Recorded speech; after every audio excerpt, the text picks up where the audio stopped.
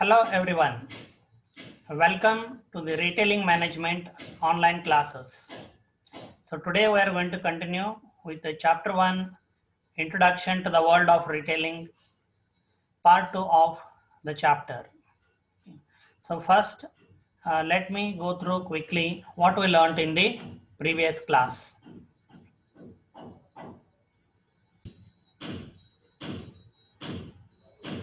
Yeah. So from unit 1 we made a beginning to understand the world of retailing in chapter number 1. So it was introduction to the world of retailing. So quick recap of what we have learned in the previous class. So we learned about the retail management decision process, the roadmap of the book. Then we learned what is retailing. Okay, a set of business activities that adds value to the products and services sold to consumers for their personal or family use. And who is a retailer? A retailer is a business that sells products and or services to consumers for personal or family use. So we shared different examples. We are not new to this concept. Okay, almost every day we buy goods and services from the nearby retailers as well as from online retailers. So these are some of the examples of retailers which I explained, and there are firms who are retailers as well as wholesalers. So I gave the example of Reliance Market and Metro, but Walmart's warehouse club format of store in India, which is named after Best Price, has a different model. It is purely into wholesaling. Then we learned about the traditional distribution channel and the place of retailer in the traditional distribution channel. And we learned how retailers add value when they sell goods and services to customers by providing assortment, by breaking the bulk, by holding inventory, and by offering services. Then some interesting part for you, types of jobs in retailing. So as I mentioned, most of you may get a job at the entry level in the store management. So if it is a hypermarket, so you may get a job of department manager, and the other areas in which you may get jobs are listed below. Okay, so till here we learnt, then we discussed a news article, if you can recall. Okay, then after that, so let me continue from here. Retail mix. So as we have learned marketing mix in semester 1 marketing management, the 4 P's: product, price, place and promotion. In this subject, we are going to learn retail mix elements. So there are 6 retail mix elements, that are customer service, merchandise assortment, location of the store, communication mix of the retailer, pricing strategies of the retailer, and a store design and display. So these elements are decided to develop a retail mix program. So in next slides we are going to learn so one of the India's biggest hypermarkets, Big Bazaar's retail mix, so as to understand what exactly is a retail mix in the context of organized retailing. The first strategy, location strategy. So first let me explain you what is the location strategy. See, as initially I mentioned you that this syllabus deals with management of the retail chains, means those stores which are physically present in the market. So Big Bazaar, if you know, there are more than 500 or 600 Big Bazaar stores all over India.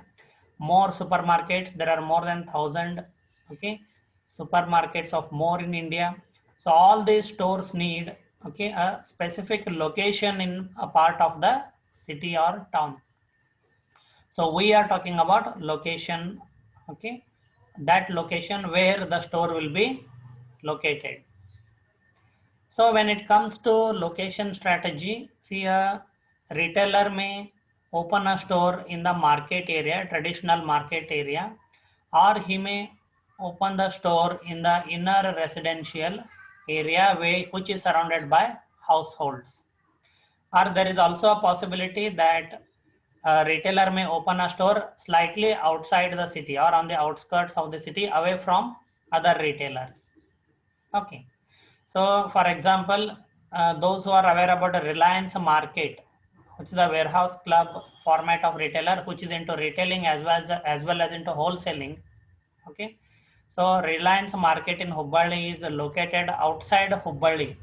It is on the PB Road, Bangalore Road, okay, near Gabbur Cross. Okay, it is totally away from other retailers outside the city. Okay, whereas if you can see Lee, Woodland, okay, and other similar single brand retailers, they are located in Koppikar Road in Hubballi. Koppikar Road is the market area of Hubballi. Okay, so this way. Then some of the supermarkets, if we consider, okay, like More Store, Saptapur in Dharwad, so it is surrounded by households or residents. So that type of a location is called as inner city location.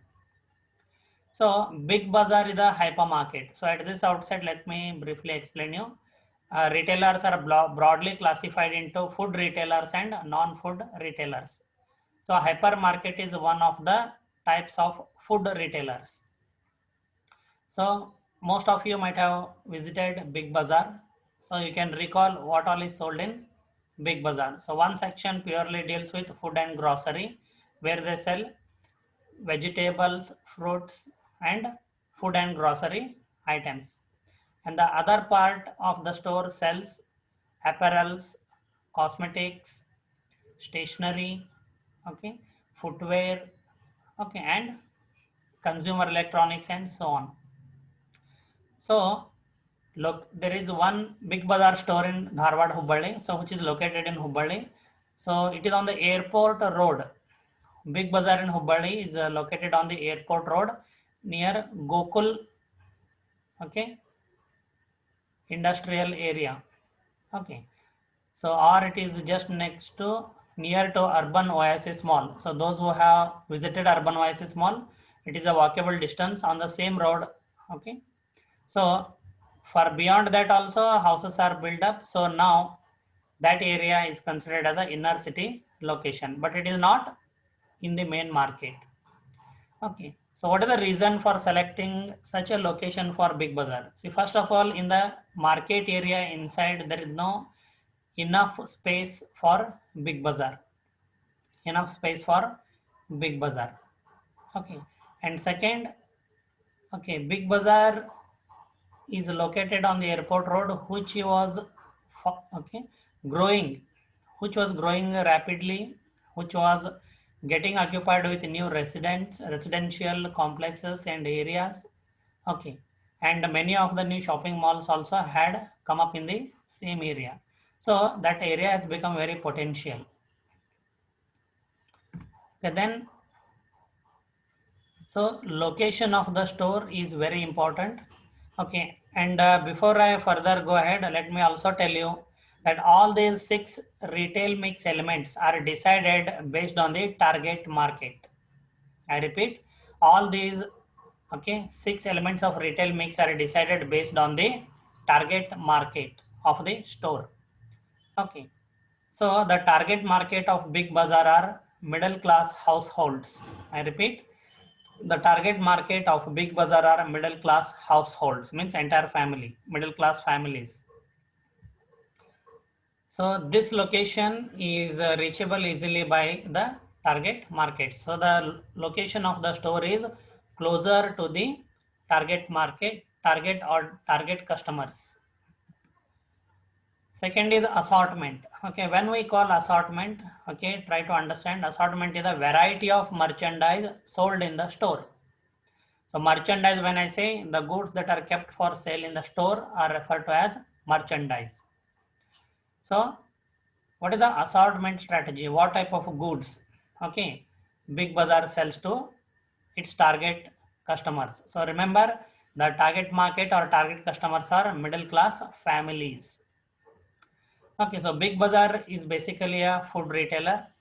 Okay, so they sell food and groceries, but other than that, okay, hypermarket, being a hypermarket, Big Bazaar also sells apparels, means ready-made garments for men, women, and children, cosmetics, then stationaries, sports equipments, footwear, consumer electronics, bedding and furnishings, and so on.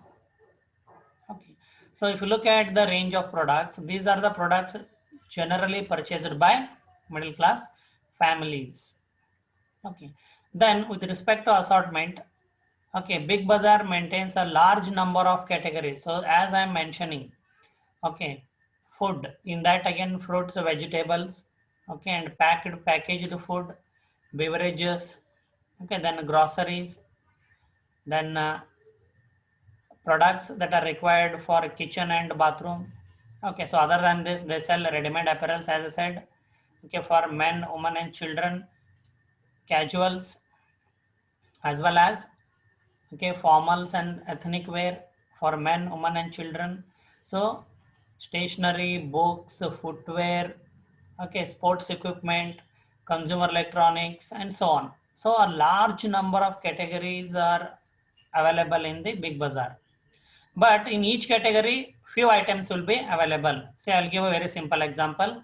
So sports equipment category, if you go in Big Bazaar, there will be few equipments like let us say cricket set, bat, ball, wickets. Okay, few variety, very few variety. Football, very few variety. Running shoes or football shoes, very few variety. Badminton rackets and shuttles, very few variety. Okay, but just next to Big Bazaar, those who have visited a Decathlon, a sports, okay, store. Okay, so it is as huge as Big Bazaar. So Decathlon is a category specialist which specializes in selling one category of products, that is sports goods or sports equipment. So Decathlon sells only sports equipments. So it specializes in only one category. But whereas Big Bazaar maintains a large number of categories, but very few items in each category. So if we compare, say for example, so how many items are available in Big Bazaar with respect to cricket sports? That you can compare with the number of items available, okay, in cricket sports in a Decathlon store. So I hope you are able to make a difference. So in Decathlon, though there is only one category, that is sports equipment, but in each category, okay, so they will have a wide variety, okay, wide variety of items in each category, like sports, cricket, okay. So a wide variety of cricket equipments will be available. A wide variety of football equipments will be available. But in Big Bazaar, yeah, though football and cricket related sports equipments will be available, but the variety will be very few. So this is the difference. Next, pricing strategy. So Big Bazaar and most of the retailers in India adopt, okay, something called as a high-low strategy. So let me explain you what is that. Okay. So when there is, okay, a sales promotion offer as Big Bazaar provides during August, okay, which got recently over, as well as January 26 around, then Deepavali. So Big Bazaar offers sales promotion schemes. So for a period of 5 days, sometimes 7 days. So if you visit the store during the offer, you can see merchandise is on sale for as low as 70% discount, up to 70% discount. So during the offer days, the price will be low. So once the offer days are over, let's say the offer is for 5 days, 6 day onwards, the merchandise will be sold on MRP. Okay, so which will be higher than the discounted price. So this type of a pricing strategy is called as a high-low pricing strategy, which is adopted by Big Bazaar. See, the reason why this kind of a strategy adopted is Big Bazaar sells a variety of products. Say for example, consumer electronics, apparels, okay, other than food and grocery. So if you look at the demand for most of these products is seasonal. Okay, so to manage supply and demand, okay, Big Bazaar comes out with sales promotion offers during which the demand increases, okay, and they're able to make more sales. And on the other days, the sales will be normal, okay, and they make revenues from the sale of food and grocery. Then communication mix. See, retailer, Big Bazaar as a retailer is present. It's a chain of retail stores present across India. Okay, and definitely, like any company or brand, Big Bazaar also needs to communicate about itself. Okay, Big Bazaar needs to build its brand image. Big Bazaar needs to create awareness about the sales promotion offers that are being given. Okay, so for that purpose, to communicate with that target audience, Big Bazaar makes use of TV ads. I hope many of you might have seen Big Bazaar TV ads. And to promote the offers in the local, okay, in the local area, that is in Hubballi or like that, wherever the stores are present, Big Bazaar stores make use of newspaper inserts. Okay, flyers or pamphlets, okay, will be printed and inserted into newspaper, and which are distributed within the catchment area of the store. Then store design and display. Store design and display. See, it is an organized retail store. Okay, the store is designed and the merchandise inside the store is displayed in such a way, okay, which attracts the customers, and influences them to buy on the spot spontaneously. Okay, we call it impulsive behavior. So recall, okay, so you can also recall when first time you visited Big Bazaar or similar large format organized retail store, you might have purchased some items which you didn't planned actually. It is because the store is designed and the merchandise is displayed in such an attractive way which will influence you to buy the merchandise. So there are different types of store designs and displays which you are going to learn in detail, but for the time being about Big Bazaar, okay, maintains a very basic, okay, design of the store. Means the merchandise is stored on the racks, okay, in a straight line, which is easy for the customer to view and pick up. And some special displays are also made available for new arrivals or expensive products. And customer service. Okay, so the last element of retail mix is customer service. So as the target market of Big Bazaar is middle class families, okay, and the prices are almost low to moderate, so Big Bazaar offers a limited customer service. Okay, so few among the services offered by Big Bazaar are, okay, like dressing rooms where you can try out the ready-made apparels, alterations of the ready-made apparels, then home delivery of food and grocery, but for home delivery has some terms and conditions. For a minimum billing, they do home delivery, and your home should be within certain radius, certain kilometers, not beyond that. Okay, so this way some limited customer service is offered by Big Bazaar. Okay, because the main objective is to minimize the cost and sell the merchandise at a price which is as low as possible, because the target market is middle class families. So this was all about retail mix elements, which I illustrated with the example of Big Bazaar. Okay, and before we end up, okay, so I'd like to remind you that organized retailing in India, okay, is still in its introduction stage, in the beginning stage. As I said, some only about 6 to 8% of the retail market in India is captured by organized retailers like Big Bazaar, more, okay, whereas up to 92% of the retail market in India is unorganized.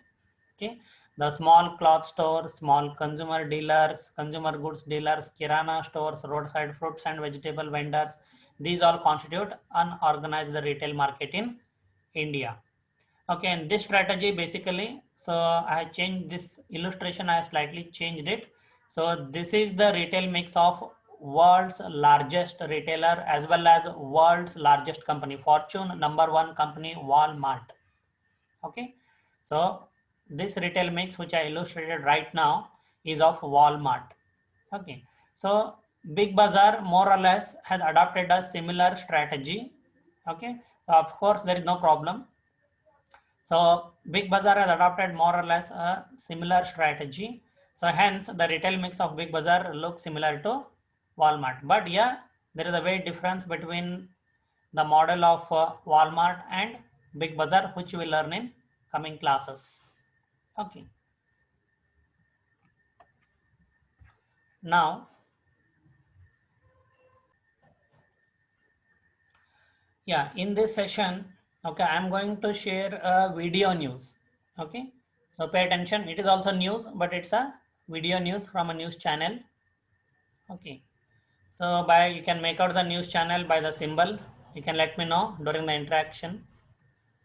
Okay, so though this news is old, okay, in this news there is some data like they say the reporter says that the penetration of organized retail in India is just about 2%. Okay, but there is no big improvement as of now. Also, as I mentioned, the penetration of organized retailing in India is just about 6 to 8%. Okay, so this news analyzes the reasons for that. Okay, so please listen carefully. Okay, and after the video, okay, we'll have an interaction on the retail mix of Big Bazaar as well as on this news article. So heading of the news is India investment plans to ease law on foreign own.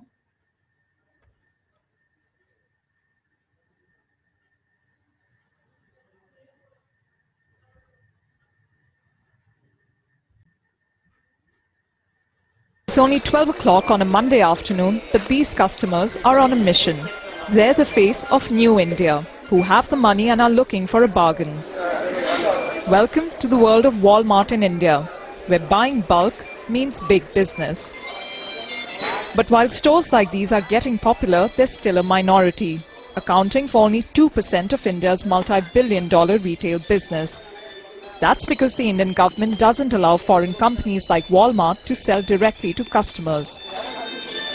Instead, they can only open wholesale stores like these in partnership with an Indian company. In this case, it's the Bharti Walmart Group. So the challenge for them is to compete with traditional markets like these, where 90% of the business is still done. Shopping in India is not just something that needs to be done, it's an experience. So for generations, street markets like these have become a defining feature among many shoppers. The colors, the sound, the bargaining. It's all this that sets these markets apart from the large retail stores who hope to open up shop here. But this may soon change as the Indian government debates to open up the sector to more foreign investment. And vegetable markets like the Azadpur Mandi are one of the reasons why things are changing. Although India is among the world's largest producers of food grains and vegetables, it's also one of the most inefficient. Nearly 30% of the country's fruits and vegetables are wasted annually due to inadequate storage infrastructure. As long as the government is able to create this back-end infrastructure for supply of food and food products, I think the decision to open up of FDI in the sector will be well justified, and the Indian economy should be benefiting from this in future. But while it may bring benefits, foreign direct investment is also a politically charged subject. That's because the unorganized retail sector employs millions of people, and there are fears that these jobs will be lost if it's open to foreign players. We lose our customers if they come and offer cheaper deals. And we are already facing a lot of unemployment in this country. As politicians debate the decision to open up India's retail market, those who earn their living in the country's shops and market stalls are wondering what price they'll pay. Prerna Surya, Al Jazeera, New Delhi. Okay, so that's the end of the video news. So we have come to the end of this session. So now the session is open for interaction by way of questions and answers. If you do not have any questions, you are also welcome to share any information related to the world of retailing. Thank you.